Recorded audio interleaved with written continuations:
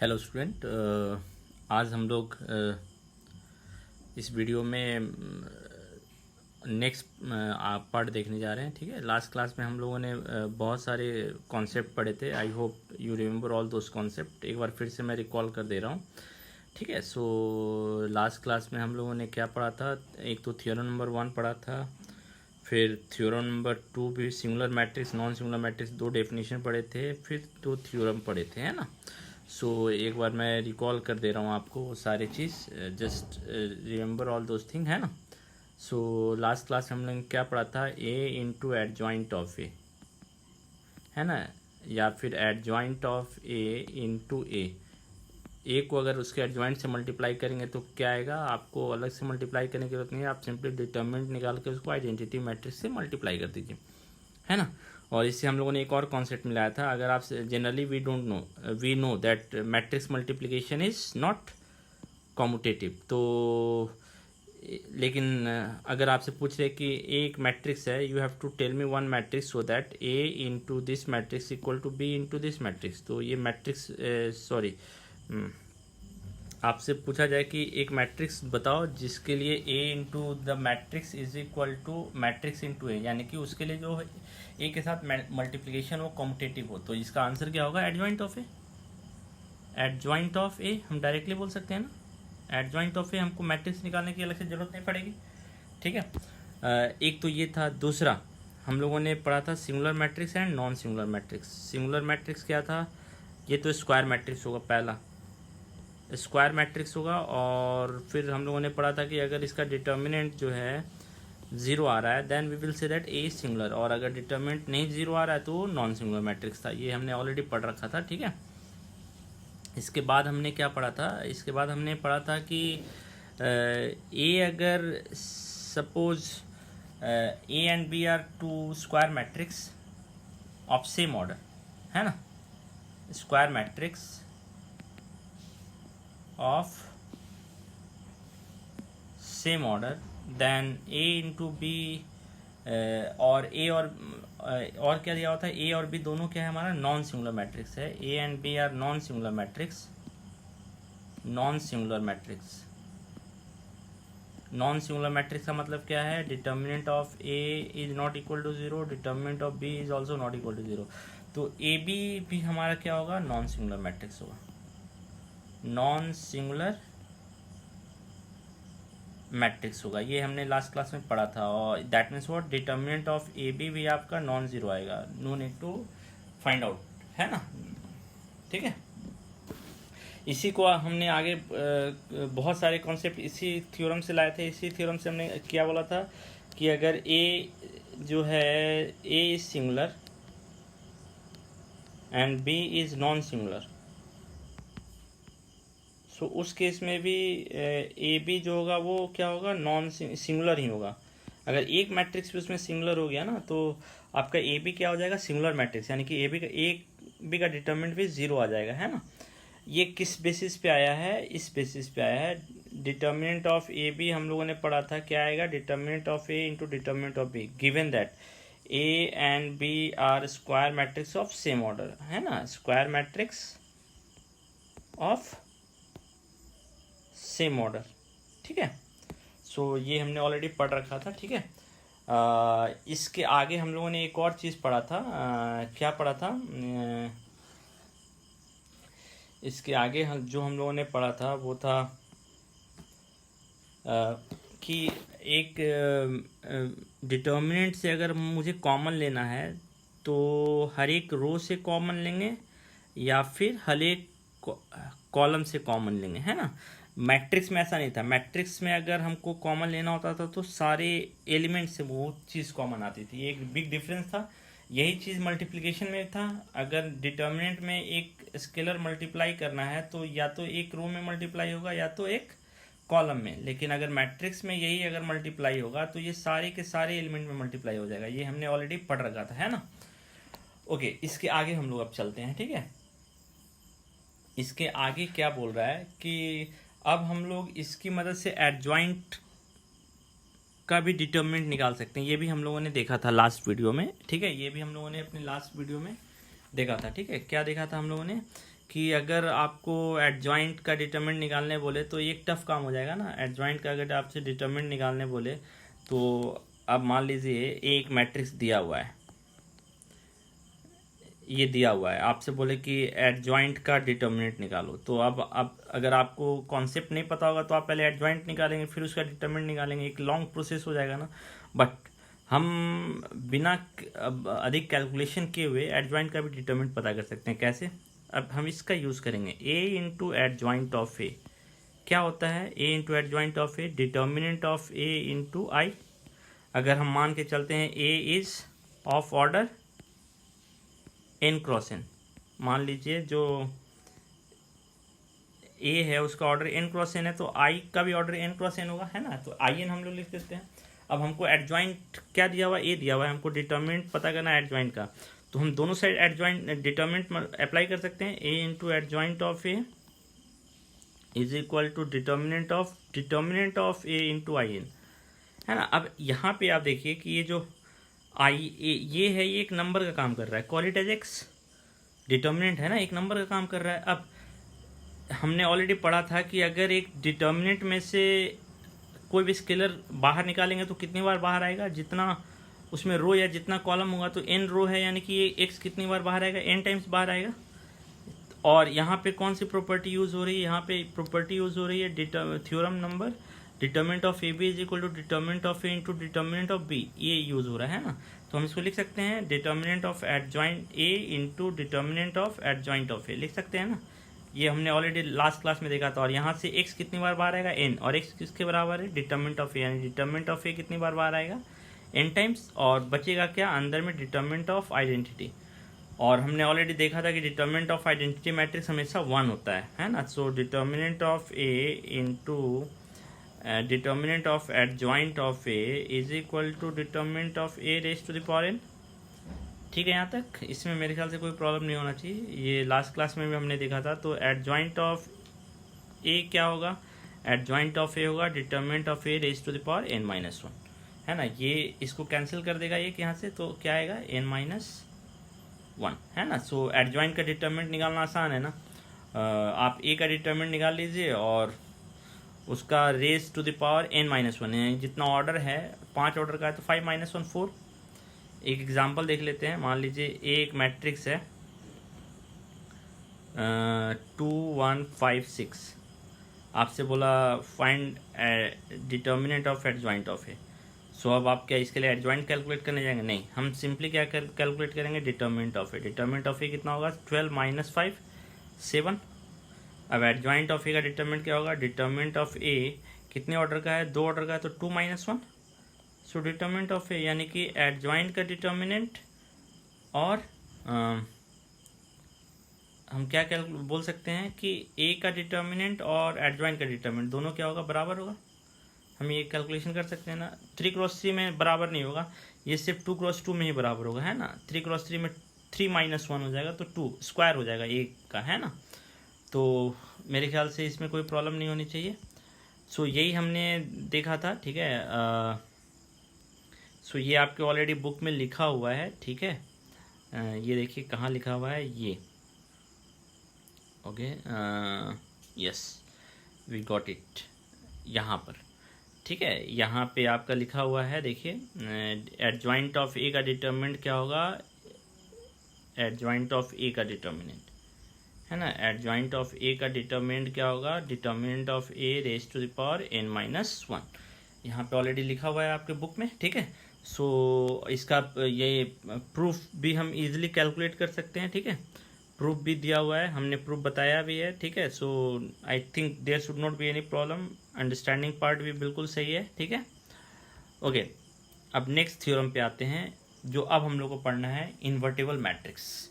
हमने already elementary operation पढ़ा था, तो उसमें हम लोगों ने देख लिया था कि एक मैट्रिक्स का इन्वर्स कब होता है? जब वो मैट्रिक्स स्क्वायर मैट्रिक्स होता है, ठीक है। और हमने तब इन्वर्स निकालना पढ़ा था उसका। और हम लोगों ने ये भी देखा था कि इन्वर्स जो है वो ज़रूरी नहीं कि हमेशा एग्जिस्ट करे ही, ठीक है। तो यहाँ पे अब आपको एक थ्योरम नंबर 4 बता रहा है कि कब इन्वर्स एग्जिस्ट करेगा। Square matrix A is invertible if and only if A is non singular.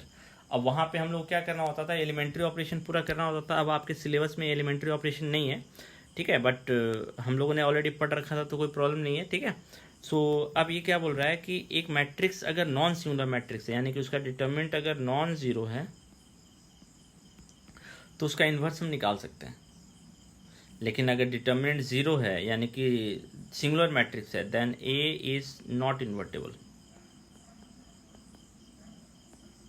ठीक है। यहाँ इफ एंड ओनली इफ है, यानी कि दोनों तरीके से ट्रू है। अगर ए इन्वर्टेबल है तो ए सिंगुलर है, और अगर ए सिंगुलर है तो ए इन्वर्टेबल है, इफ एंड ओनली इफ। ये हमने क्लास 11th में मैथमेटिकल रीजनिंग में पढ़ा था। बोथ साइड इम्प्लीकेशन है ये, है ना। दो स्टेटमेंट का कॉम्बिनेशन है। If A is invertible then A is singular, non singular. दूसरा statement if A is non singular then A is invertible, दोनों का कॉम्बिनेशन था, है ना। तो इसमें कोई प्रॉब्लम नहीं है। तो अगर इन्वर्स निकलेगा तो उसका फॉर्मूला क्या होगा, अब हम लोग यहाँ पे पढ़ेंगे, ठीक है। सो इसके लिए अगेन हम लोग जो है वापस अपने फॉर्मूले पे चलते हैं। हमने फॉर्मूला पढ़ा था A into adjoint of A क्या होगा, determinant of A into identity matrix.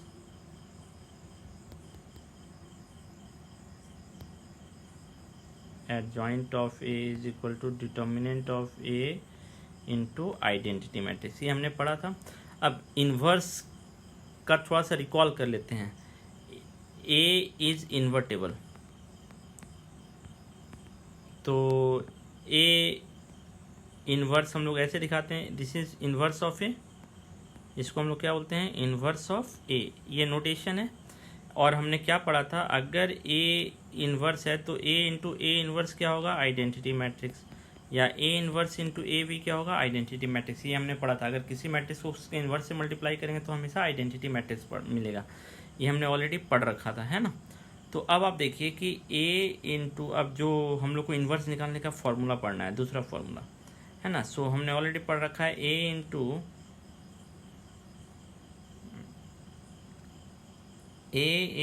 Adjoint of A is equal to determinant of A into I. अब अगर दोनों साइड हम ए इन्वर्स से मल्टीप्लाई कर दें, ठीक है, अगर हम लोग मान के चल रहे हैं लेट ए इज इन्वर्टेबल, तो इन्वर्टेबल है, इसका मतलब determinant of A non zero है, determinant of A non zero है। अभी हमने थ्योरम पढ़ा था, if A invertible if and only if A is non singular matrix. तो हम ए इन्वर्स का फॉर्मूला निकालना चाहते हैं, तो लेट ए इन्वर्टेबल, तो इसका मतलब क्या, determinant of A non zero. तो ए इन्वर्स अगर एग्जिस्ट करता है तो हम लोग यहाँ पे क्या लिख सकते हैं, दोनों साइड ए इन्वर्स से मल्टीप्लाई कर सकते हैं, A into adjoint of A. तो इधर भी, इधर हमने किधर से मल्टीप्लाई किया, लेफ्ट से, तो इधर भी हमको किधर से मल्टीप्लाई करना पड़ेगा, लेफ्ट से, है ना। अब हमें पता है मैट्रिक्स मल्टीप्लिकेशन जो होता है वो एसोसिएटिव होता है, तो हम इसको पहले मल्टीप्लाई कर सकते हैं, ब्रैकेट का पोजीशन चेंज कर सकते हैं, ये हमने पढ़ा था, है ना। तो ए इन्वर्स इंटू ए क्या हो जाएगा, identity matrix into adjoint of A. अब ये तो एक नंबर है ना, ये एक नंबर है, तो मैट्रिक्स तो ये दोनों है, तो मल्टीप्लाई ये दोनों होगा, तो इसको हम बाहर करके ए इन्वर्स इंटू आई कर सकते हैं, है ना।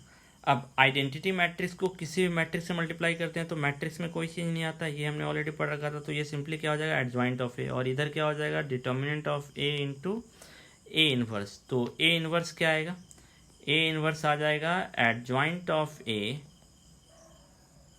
Bye determinant of A. अब आप देखिए यहाँ पे क्या, क्यों पता चल रहा है कि ए इन्वर्स एग्जिस्ट कर रहा है, क्यों, डिटर्मिनेंट से हम डिवाइड कर रहे हैं ना। अगर डिटर्मिनेंट नॉन जीरो होगा तभी ये डिवीजन वैलिड है, अगर डिटर्मिनेंट जीरो हो जाएगा तो ये वैलिड नहीं है। इसलिए यहाँ पे देखिए A is invertible, this means for determinant of A is non zero, तो that's why this is valid. तो इसलिए हम बोलते हैं कि ए इन्वर्स कब एग्जिस्ट करेगा, जब डिटर्मिनेंट जो है वो नॉन जीरो के बराबर होगा, ठीक है। So I hope you understood each and every part in this case, है ना। आपको समझ में आ गया होगा, इसमें मेरे ख्याल से कोई प्रॉब्लम नहीं होनी चाहिए। तो ए इन्वर्स का ये फॉर्मूला इंपॉर्टेंट है ना, ए इन्वर्स का ये जो हमने आज फॉर्मूला पढ़ा, ये दिस इज इम्पॉर्टेंट वन। क्या है फॉर्मूला ए इन्वर्स का, एडजॉइंट निकालिए और एडजॉइंट में आप डिटर्मिनेंट से डिवाइड कर दीजिए, यानी एक मैट्रिक्स, एडजॉइंट एक मैट्रिक्स हो गया और इसमें आप किससे डिवाइड कर रहे हैं, एक नंबर से, तो ये नंबर हर एक नंबर में डिवाइड हो जाएगा, हर एक एलिमेंट में डिवाइड हो जाएगा। तो यही आपका क्या है, A inverse. So A inverse निकालना टफ नहीं है, ये अब आप निकाल सकते हैं, है ना। सो अब आप देखिए, now you can complete this exercise. देखिए यहाँ पे ए इनवर्स निकालने के लिए बोला गया है। ये देखिए ये question, now you can see, मैं एक एग्जांपल दिखा दे रहा हूँ so that you can complete your exercise, है ना। ये क्या बोल रहा है एग्जांपल, सपोज ए एक मैट्रिक्स है, यहाँ पे ए मैट्रिक्स ऑलरेडी आपका दिया हुआ है, वेरीफाई करने बोला है। तो ये तो वेरीफाई कर सकते हैं, इसका एडजॉइंट निकाल लीजिए और डिटरमिनेंट ए से मल्टीप्लाई कर दीजिए, डिटरमिनेंट ऑफ ए निकालिए और उसके बाद देखिए कि दोनों बराबर आ रहे हैं नहीं। ऑल्सो फाइंड ए इनवर्स, तो पहले तो डिटरमिनेंट निकाला हमने, डिटरमिनेंट इसका क्या है 1 नॉन जीरो, तो ए इनवर्स एग्जिस्ट करेगा, यानी कि ये वाला जो क्वेश्चन है ये वैलिड है ना। अब ए इंटू एडजॉइंट ऑफ ए, तो एडजॉइंट पहले हमको निकालना पड़ेगा, तो एडजॉइंट निकालने के लिए हमको कोफैक्टर निकालना पड़ेगा, सारे कोफैक्टर यहाँ निकाले गए हैं। अब एडजॉइंट में क्या होता है, कोफैक्टर अपने पोजीशन पर रख के उसका ट्रांसपोज ले लेते हैं, तो ऑलरेडी ये ट्रांसपोज लिया हुआ है, देखिए A11 A12 A13 इधर है ना, A21 A22 A23 इधर है, और A31 A32 A33 इधर है ना। सो ऑलरेडी यहाँ पे ट्रांसपोज लिया गया है, ठीक है, तो इसमें कोई प्रॉब्लम नहीं है। अब ए से मल्टीप्लाई कर दिया और वेरीफाई किया गया, तो ये आ रहा है exactly determinant of A into I के बराबर है। अब इसका हमें क्या निकालने बोला है, ए इनवर्स। तो ए इनवर्स का फॉर्मूला हमने पढ़ा था, ए इनवर्स का फॉर्मूला क्या था, adjoint of A into 1 by determinant of A. तो एडजॉइंट तो निकल गया और उसको डिटरमिनेंट से मल्टीप्लाई कर दिया, तो यही ए इनवर्स है ना। सो ईजी है ए इनवर्स निकालना, मेरे ख्याल से कोई प्रॉब्लम नहीं होनी चाहिए इसमें, ठीक है। एक और क्वेश्चन अब मेरे ख्याल से अब आप खुद से ये सारे क्वेश्चंस कर सकते हैं, मेरे ख्याल से कोई प्रॉब्लम नहीं होनी चाहिए, ठीक है। आई hope you can complete your exercise, ठीक है। एक और क्वेश्चन चलिए मैं आपको दिखा दे रहा हूँ ए इनवर्स निकालने का, ठीक है, ताकि कोई प्रॉब्लम ना हो। सबसे पहले ए इनवर्स निकालना है ना, तो आपको क्या करना होगा, डिटर्मिनेंट निकालना पड़ेगा। सपोज ये जो क्वेश्चन है इसमें देखिए ए है, इसका इन्वर्स मुझे निकालना है, तो सबसे पहले हमने देखा कि इसका डिटरमिनेंट नॉन जीरो आ रहा है कि नहीं। अगर डिटरमिनेंट नॉन जीरो आ रहा है तभी हम ए इन्वर्स निकालेंगे। तो सबसे पहला स्टेप क्या होगा, step 1 will be to find out the determinant. उसके बाद क्या, कोफैक्टर सारे निकाल लिए। कोफैक्टर निकालने के बाद हम लोग क्या करेंगे, एडजॉइंट निकालेंगे। एडजॉइंट निकल गया, यहाँ देखिए एडजॉइंट निकल गया। अब ए इन्वर्स का फॉर्मूला क्या है, 1 by determinant of A into adjoint of A, तो ये आपका एडजॉइंट हो गया, और डिटरमिनेंट 1 बाई डिटरमिनेंट यानी 1 बाई 9 डिटरमिनेंट था, है ना। तो यही आपका इन्वर्स। इस 9 से आप सब में डिवाइड भी कर सकते हैं, यानी कि 7 by 9 minus 3 by 9 2 by 9 3 by 9 0 by 9 minus 3 by 9 minus 1 by 9, है ना, 3 बाई 9 एंड 1 बाई 9, यही आपका क्या हो गया, इन्वर्स हो गया। सो ये पार्ट मेरे ख्याल से कोई प्रॉब्लम नहीं क्रिएट करने वाला है, ठीक है, ये आप खुद से कर सकते हैं। सो अब आप देखिए अपने एक्सरसाइज में सारा क्वेश्चन कंप्लीट हो जाएगा। Find the inverse of matrix if it exist. तो इफ इट एग्जिस्ट का मतलब है सबसे पहले आपको डिटरमिनेंट निकालना पड़ेगा। डिटरमिनेंट देखिए कि जीरो है या नॉन जीरो। अगर जीरो है तो सिंगुलर मैट्रिक्स है, we can not find out the determinant और inverse of a singular matrix, ठीक है। सो ये सॉल्व कर सकते हैं, नो प्रॉब्लम, ठीक है। हम लोग इन्वर्स का प्रॉपर्टी पढ़ा था ऑलरेडी एलिमेंट्री ऑपरेशन में, तो चलिए वो सारी प्रॉपर्टी हम डिफाइन कर दे रहे हैं फिर से एक बार। अगर ए इज इन्वर्स ऑफ बी, तो हम लोग क्या बोल सकते हैं, ए इंटू बी या बी इंटू ए जो होगा वो आइडेंटिटी मैट्रिक्स आएगा। तो हम बोल सकते हैं ना, B is also inverse of A inverse है बी का या बी इन्वर्स है ए का, दोनों सेम स्टेटमेंट है ना। अब तो ए इन्वर्स ए का इन्वर्स बी है, तो बी जो होगा वो ए इन्वर्स के जैसा लिखा जा सकता है, या फिर ए जो है वो बी इन्वर्स के जैसा लिखा जा सकता है अगर बी का इन्वर्स ए है तो, है ना। दोनों सही है, कोई प्रॉब्लम नहीं है, ठीक है। और अब हमने क्या पढ़ा था, एक चीज़ पढ़ा था, ए बी अगर नॉन सिंगुलर मैट्रिक्स है तो इसका इन्वर्स भी निकलेगा। तो इसका इन्वर्स किसके बराबर होगा, B inverse into A inverse. ये जस्ट रिवर्स हो जाएगा, बी पहले आ जाएगा बी का इन्वर्स और ए का इन्वर्स बाद में, यानी ए बी का इन्वर्स है तो B inverse into A inverse हो जाएगा, है ना। ये भी ध्यान रखिएगा, ये प्रॉपर्टी ऑलरेडी हमने पढ़ा था एलिमेंट्री ऑपरेशन में आप एक बार देख लीजिएगा अपना बुक, ठीक है, उसमें लिखा हुआ था, ठीक है। सो 5 6 7 8 9 10 11 ये कंप्लीट हो जाएगा आपका, है ना। 12 वेरीफाई करना है तो आप ए निकाल लीजिए, बी है तो ए बी मल्टीप्लाई कर दीजिए, ए और बी का इन्वर्स भी निकाल दीजिए, है ना, और उससे मल्टीप्लाई करके चेक कीजिए कि ये दोनों बराबर है या नहीं, है ना। तो क्वेश्चन नंबर 12 तक हो जाएगा, मेरे ख्याल से कोई प्रॉब्लम नहीं है। अब इसमें हम कुछ और भी पढ़ते हैं शॉर्टकट 1 मार्क्स के लिए, है ना। 3x3 का अगर इन्वर्स निकालने बोला तो वो आपका एक लॉन्ग आंसर टाइप क्वेश्चन हो गया, लेकिन 2x2 का अगर इन्वर्स निकालने बोला, ABCD, इसका इन्वर्स निकालने बोला तो इसका इन्वर्स इजी है। क्यों? इसका एडजॉइंट निकालना हमको पता है। इसका एडजॉइंट क्या होता है, डिटर्मिनेंट तो निकाल ही सकते हैं। डिटर्मिनेंट क्या होगा, AD माइनस BC। एडजॉइंट इसका क्या होता है, एडजॉइंट होता है ये दोनों इंटरचेंज हो जाते हैं, है ना। तो D यहाँ आ जाता है, ये यहाँ आ जाता है, और इन दोनों का क्या होता है, साइन चेंज कर जाता है ना। और अब A इन्वर्स का क्या फॉर्मूला है, A इन्वर्स का फॉर्मूला है 1 by determinant of A into adjoint of A। तो देखिए 2x2 का तो ईजी हो गया ना, 1 by AD minus BC into D minus B minus CA, इसी है ना। A यानी कि 2x2 मैट्रिक्स है तो उसका इन्वर्स आप एक लाइन में लिख सकते हैं। जैसे मैं आपको एक दिखा दे रहा हूँ एग्जांपल, जैसे मान लीजिए है 3 5 2 9, ठीक है। तो डिटर्मिनेंट इसका पहले निकाल लीजिए, A मैट्रिक्स है सपोज, तो इसका डिटर्मिनेंट कितना आएगा, 27 माइनस 10 17। अब A इन्वर्स आप डायरेक्ट लिख सकते हैं 1 by 17 is equal to adjoint. Adjoint क्या होगा, ये दोनों इंटरचेंज हो जाएगा और इन दोनों का साइन चेंज कर जाएगा। So this is your inverse. So 2x2 matrix है तो इन्वर्स आप एक लाइन में लिख सकते हैं, क्योंकि एडजॉइंट भी आप एक ही लाइन में निकालना जानते हैं ना। सो अब आप देखिए इससे आपका काम आसान हो जाएगा। 5 6 जो है इजी है, आपको वर्कआउट किस में करना पड़ेगा, 7 8 9 10 11 में, है ना। 12 भी आप कंप्लीट कर सकते हैं, ठीक है। 13 आपके एग्जाम्पल में दिया हुआ है, ये एक इंपॉर्टेंट क्वेश्चन है, आया हुआ भी एग्जाम में क्वेश्चन है ये। 13 एग्जाम्पल 26, A मैट्रिक्स है और इस इक्वेशन को सेटिस्फाई कर रहा है। तो इसका मतलब A स्क्वायर का मतलब क्या है, A स्क्वायर का मतलब है A इंटू ए आप निकाल सकते हैं, देखिए निकाला गया। अब इसमें पुट कर दीजिए A स्क्वायर माइनस 4A, यानी 4A के हर एक एलिमेंट में मल्टीप्लाई हो जाएगा, और I तो आइडेंटिटी मैट्रिक्स है, सबको सम करने पे ये जो इधर, अब ऑब्वियसली इधर सारे मैट्रिक्स हैं तो ये जीरो जो है जीरो मैट्रिक्स होगा, ये वैलिड जीरो नंबर नहीं हो सकता, है ना। ये जीरो नंबर नहीं हो सकता, अदरवाइज इनवैलिड हो जाएगा। एक मैट्रिक्स एक नंबर के बराबर नहीं होगा, तो जीरो का ऑर्डर कितना होगा, 2x2, तो वैलिड है। अब बोल रहा है कि using the equation find A inverse, यानी कि हमको इसी इक्वेशन का यूज़ करके ए इनवर्स पता करना है।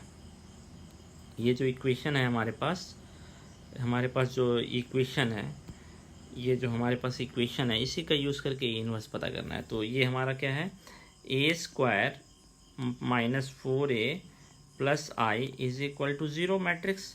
तो A इन्वर्स कैसे इसकी मदद से पता करेंगे, दोनों साइड आप A इन्वर्स से मल्टीप्लाई कर दीजिए, तो इधर भी लेफ्ट से मल्टीप्लाई होगा। अब A inverse into A square, तो A inverse into A square का मतलब A into A, minus 4 into A inverse into A plus I into A inverse is equal to A inverse into 0 क्या होगा, 0 matrix नहीं होगा, ठीक है। अब यहाँ पे आप देखिए क्या आ जाएगा, A इन्वर्स इंटू ए क्या हो जाएगा, I इंटू ए क्या हो जाएगा, A minus A inverse A into क्या हो जाएगा, I, और I इंटू ए इन्वर्स क्या हो जाएगा, A inverse is equal to 0, ठीक है यहाँ तक। अब यहाँ से आप A इन्वर्स देखिए निकाल सकते हैं ना इजिली। A इन्वर्स कितना के बराबर हो जाएगा, A इन्वर्स हो जाएगा 4i माइनस A के बराबर। अब A आपको ऑलरेडी पता है, I तो आपको पता है, तो A इन्वर्स हमको एडजॉइंट से नहीं पता करना पड़ा। यहाँ पे जो क्वेश्चन था वो यही था, यूजिंग इक्वेशन का यूज़ करके आपको A इन्वर्स, अगर आप एडजॉइंट से निकाल देंगे you will not get marks, ठीक है। तो ये जो क्वेश्चन नंबर 13 है वो आपके एग्जाम्पल के जैसा है। Find number A and B, तो ये तो सिंपल है, दो मैट्रिक्स, ये ऐसा तो फर्स्ट मैट्रिक्स है, सेकंड और फर्स्ट एक्सरसाइज में किया था ये क्वेश्चन। 15 भी वैसा ही है, A इन्वर्स इक्वेशन की मदद से। हेंस वर्ड लिखा हुआ है ना, हेंस वर्ड का मतलब क्या है, आपको यहाँ भी देखिए हेंस लिखा हुआ है, यानी कि प्रीवियस कॉन्सेप्ट को यूज़ करना है। आप ए इन्वर्स का फॉर्मूला अगर यूज़ कर देंगे तो आपको मार्क्स नहीं मिलेगा। 16 भी वैसा ही है, 17 ऑलरेडी सॉल्व हो गया। जो लास्ट कॉन्सेप्ट अब इस एक्सरसाइज में बचा वो है ए इन्वर्स का डिटर्मिनेंट। अब आप देखिए हम लोगों ने किसका किसका ए का डिटर्मिनेंट तो निकाल ही सकते हैं। ए अगर मैट्रिक्स दिया हुआ तो ए का डिटर्मिनेंट तो निकल ही जाएगा। एडजॉइंट का डिटर्मिनेंट भी हम लोगों ने निकालना सीख लिया। एडजॉइंट का डिटर्मिनेंट क्या होगा? Determinant of A raise to the power n-1। अब एक नेक्स्ट क्वेश्चन एराइज होता है ए इन्वर्स का डिटर्मिनेंट। ए इन्वर्स का डिटर्मिनेंट क्या होगा, है ना? ए इन्वर्स का डिटर्मिनेंट क्या होगा? तो अब इसके लिए ए इन्वर्स का फॉर्मूला यूज़ कीजिए। ए इन्वर्स किसके बराबर है? 1 by determinant of A into adjoint of A. तो इसका इन्वर्स, इसका डिटर्मिनेंट निकालना है तो दोनों साइड डिटर्मिनेंट अप्लाई कर देते हैं, तो इधर भी डिटर्मिनेंट अप्लाई हो जाएगा। अब यहाँ पे आप देखिए कि ये जो है ये किसका काम कर रहा है? ये नंबर का काम कर रहा है। ये नंबर है ना, तो ये कितनी बार बाहर आएगा? जितना एक ऑर्डर होगा, अगर ए मान लीजिए n क्रॉस n ऑर्डर का है तो ये कितनी बार बाहर आएगा? n बार बाहर आएगा। यानी कि ए इन्वर्स का डिटर्मिनेंट अगर हमको निकालना है तो 1 by determinant of A raise to the power n into determinant of adjoint of A, हम बोल सकते हैं ना। अब एडजॉइंट ऑफ ए का डिटर्मिनेंट क्या होता है? Determinant of A raise to the power n-1 by determinant of A raise to the power n। यहाँ n-1 पावर है, यहाँ n पावर है, तो ये सिंपली क्या हो जाएगा? 1 बाई डिटर्मिनेंट ऑफ ए।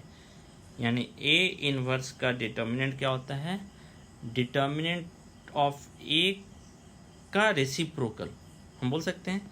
इसको हम ऐसे ही बोल सकते हैं, ए इन्वर्स का डिटर्मिनेंट क्या होगा? डिटर्मिनेंट ऑफ ए का इन्वर्स, है ना। सो यहाँ से आपको पता चल गया कि ए इन्वर्स का क्या डिटर्मिनेंट होगा। अब आप देखिए जो क्वेश्चन नंबर 18 है ये आप कंप्लीट कर सकते हैं, है ना। A is invertible matrix of order 2, then determinant of A inverse क्या होगा? 1 बाई डिटर्मिनेंट, किसी भी ऑर्डर का हो ए इन्वर्स का डिटर्मिनेंट 1 बाई डिटर्मिनेंट ऑफ ए ही होगा। ये भी नोटेशन है, एक नोटेशन तो ये भी है, एक नोटेशन अगर ए का डिटर्मिनेंट निकालना है तो DET ए लिखने का मतलब क्या है? ए का डिटर्मिनेंट, है ना। तो मेरे ख्याल से अब आपका जो ये एक्सरसाइज है ये फुल्ली कंप्लीट हो जाएगा। ये आप इजीली सॉल्व कर सकते हैं। अगर कोई डाउट है, okay, this Sunday we are going to have classes on Zoom, okay, ठीक है। सो उसमें हम लोग जो भी डाउट होगा वो डिस्कस कर लेंगे, but till 4.5 complete it, okay.